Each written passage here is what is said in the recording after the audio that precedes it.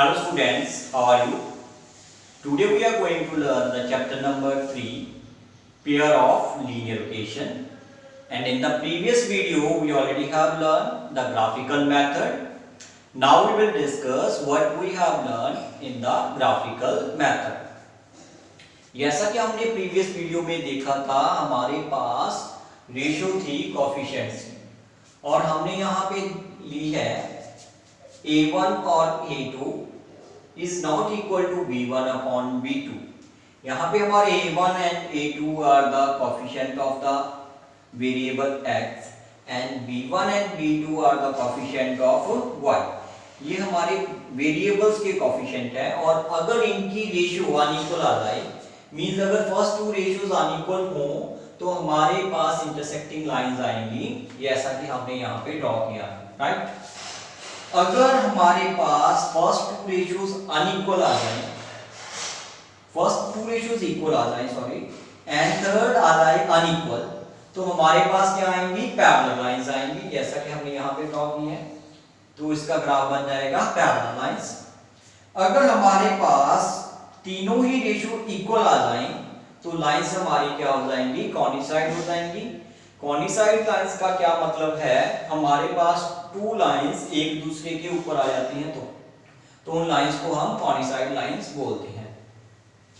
तो इसमें हमने देखा अगर हमारे पास फर्स्ट टू रेशियोज अनइक्वल आ रही हैं तो लाइंस इंटरसेक्ट हो रही हैं। अगर फर्स्ट टू रेशियोज इक्वल आ रही हैं, थर्ड अनइक्वल आ रही हैं, तो हमारे पास लाइंस पैरेलल हो रही हैं। अगर हमारे पास all the three ratios are equal the lines coincide हो रही हैं। तो अगर हमारे पास लाइंस इंटरसेक्टिंग है तो हमारे पास एक पॉइंट कॉमन आ रहा है, इन टू लाइंस में एक पॉइंट कॉमन है, तो हमारे पास एक कॉमन सॉल्यूशन आ जाएगा अगर हमने इसका कोई सॉल्यूशन फाइंड करना हो। अगर लाइंस पैरेलल हैं तो इनमें कोई भी पॉइंट कॉमन नहीं आएगा, तो हमारे पास कोई भी कॉमन सॉल्यूशन नहीं आएगा। अगर हमने इस सिस्टम का सॉल्यूशन चेक करनी है तो हमारे पास कोई भी कॉमन सॉल्यूशन नहीं आएगा।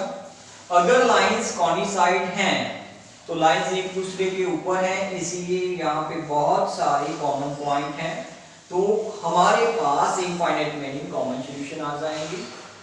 तो इसी तरह हमने देखा ग्राफिकल मेथड में सॉल्यूशंस कैसे चेक करते हैं। Firstly we have to compare the ratios. हमने पहले रेशियोज कंपेयर करनी है और उसके बाद हमें पता चल जाएगा उसका ग्राफ किस तरह बनेगा। उसका ग्राफ अगर इंटरसेक्टिंग लाइंस बन रहा है तो वन कॉमन सॉल्यूशन आएगा, पैरेलल लाइंस बन रहा है तो नो कॉमन सॉल्यूशन आएगा, और कॉनिसाइड लाइन बन रहा है तो इनफाइनाइट मेनी सॉल्यूशन आएगा। So this is the graphical method. Now we will discuss about the algebraic methods. Now we have algebraic method. First one is the substitution method. This is the substitution method. Then second is elimination method, and third is cross multiplication method. Means we have three algebraic methods to solve the pair of linear equation. यहाँ पे हमने कुछ examples लिए हैं, x plus y is equal to 14 and x minus y is equal to 4. And these examples are taken from the exercise 1.3. Second example भी इसमें से है। तो इसको हम सबसे पहले सब्स्टिट्यूशन मेथड से सॉल्व करेंगे। So let us see what is the substitution method.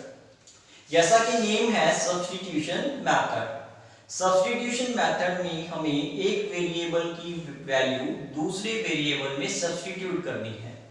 Means हमारे पास यहाँ पे टू ओकेशंस हैं, तो फर्स्ट में से हम किसी एक वेरिएबल की वैल्यू निकाल लेंगे। कोई भी ओकेशन ले लो, जैसे हमने फर्स्ट ओकेशन ले ली x plus y is equal to 14 ली, इसमें से किसी एक वेरिएबल की वैल्यू निकाल लो, जैसे हमने x की वैल्यू निकाली तो ये हमारे पास 14 माइनस y आई, तो इसको हमने सब्स्टिट्यूट करना है। Now substitute the value of x in the second occasion. Substitute the value of x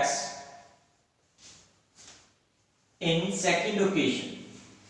तो सेकंड ओकेशन में हमने x की वैल्यू पुट करनी है, तो यहां पे हमारे पास आया 14 minus y is equal to 4।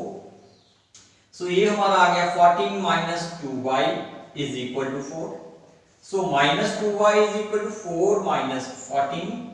So minus 2y is equal to minus 10. तो हमारे पास आ जाएगा, माइनस से माइनस कैंसिल हो जाएगा, तो हमारे पास आएगा 2y is equal to 10.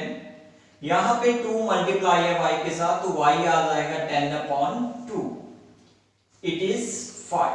So we will get the value of y is 5.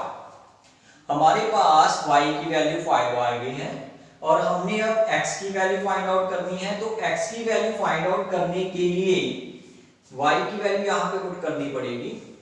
तो 14 माइनस 5 दैट इज 9. तो हमारे पास x की वैल्यू आ गई है 9 और y की वैल्यू आ गई है 5. So this is the first sum और here we have used the substitution method. हम दोबारा डिस्कस कर रहे हैं. सब्स्टिट्यूशन मेथड में हमने किसी भी ओकेशन, जैसे हमने फर्स्ट ओकेशन में से किसी एक वेरिएबल की वैल्यू निकालनी है और दूसरी ओकेशन में इसको सब्स्टिट्यूट कर देना है. सो यही हमारा सब्स्टिट्यूशन मेथड है. अब इसके साथ हम एग्जांपल सेकंड करेंगे. सेकंड एग्जांपल में हमारे पास s and t are the variables. तो यहाँ पे हम पहले इसको स्टैंडर्ड फॉर्म में लिखेंगे. यहाँ हमारे पास है s minus t is equal to 3 and ये हमारे पास है s/3 plus t/2 is equal to 6. ये हमारी जो सेकंड ओकेशन है इसको हम पहले एलसीएम लेके इसको ठीक करेंगे. सो एलसीएम लेंगे इसका 3 एंड 2 का एलसीएम आएगा 6. सो हमारे पास ये आ जाएगा 2s और इसको ऐसे मल्टीप्लाई करके हमारे पास आ जाएगा 3t इज इक्वल टू 6. सो ये हमारे पास आ जाएगा 2s plus 3t is equal to, ये 6 इस साइड पे आके मल्टीप्लाई हो जाएगा. 6 मल्टीप्लाई 6 मींस 36. तो हमारे पास जो ओकेशंस थी वो बन गई हैं s minus t is equal to 3. This is the first one. And जो सेकेंड वन है हमारे पास बन गई है 2s plus 3t is equal to 36. This one is the second one. So हमारे पास ये हमारी फर्स्ट एंड सेकेंड ओकेशन हो गई हैं. तो अब हम क्या करेंगे, इन दोनों में से किसी एक वेरिएबल की वैल्यू निकालेंगे, किसी भी एक ओकेशन में से. जैसे हमने फर्स्ट ओकेशन में से s की वैल्यू निकाली. So s minus t is equal to 3 था, तो s की वैल्यू आ जाएगी 3 प्लस टी.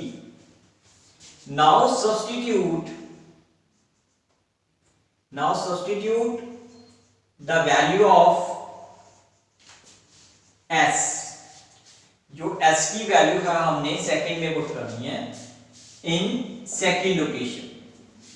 तो s की वैल्यू सेकंड ओकेशन में सब्स्टिट्यूट करेंगे. हमारे पास सेकंड ओकेशन है 2s प्लस 3t. तो s की वैल्यू है हमारे पास 3 plus t. So plus 3t is equal to 36. So यहां पे आ गया 6 plus 2t plus 3t is equal to 36. So ये हमारे पास आएगा 5t is equal to 36. So 5t is equal to 36 minus 6 we get 30. So 5t is equal to 30. ये 5t के साथ मल्टीप्लाई है तो उस साइड जाके ये डिवाइड हो जाएगा. तो हमारे पास t की वैल्यू आएगी 30/5 मींस 6. तो इसी तरह हमारे पास यहाँ पे जो सेकंड वेरिएबल t था उसकी वैल्यू आ गई है 6. तो हमने s की वैल्यू निकालनी है. तो s की वैल्यू निकालने के लिए t की वैल्यू यहाँ सब्स्टिट्यूट कर देंगे. 3 प्लस 6 हमारे पास 9 आ जाएगी. तो हमारे पास s की वैल्यू आ गई है 9 और t की वैल्यू आ गई है 6. So this is the solution of the given system.